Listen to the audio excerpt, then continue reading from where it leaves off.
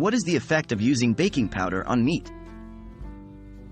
In this video, we will discuss the effect of using baking powder on meat.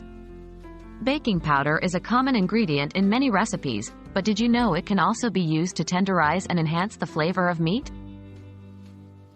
What is baking powder? Baking powder is a leavening agent commonly used in baking. It consists of sodium bicarbonate, an acid, and a moisture-absorbing agent, usually cornstarch.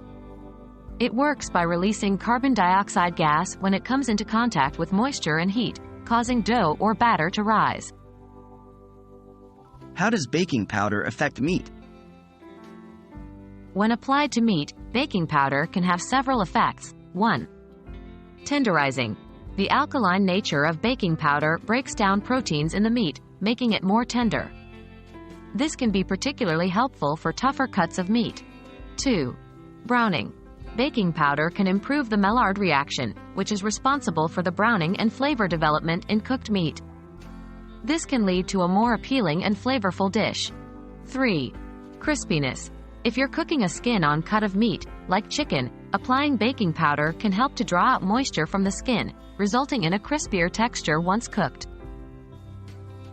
How to use baking powder on meat? To use baking powder on meat, follow these steps. 1. Pat the meat dry. Remove any excess moisture from the meat using paper towels. 2. Combine with other seasonings. Mix a small amount of baking powder, about 1 teaspoon per pound of meat, with your preferred seasonings. 3. Apply the mixture. Rub the baking powder seasoning mixture evenly onto the surface of the meat. 4. Rest the meat. Allow the meat to rest in the refrigerator for at least an hour, or even overnight, to let the baking powder work its magic. 5. Cook the meat. Cook the meat as you normally would, using your preferred method. Baking powder can be a valuable tool when it comes to improving the texture and flavor of meat.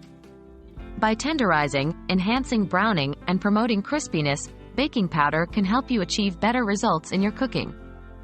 Just remember to use it sparingly, as too much can lead to a bitter taste. Happy cooking!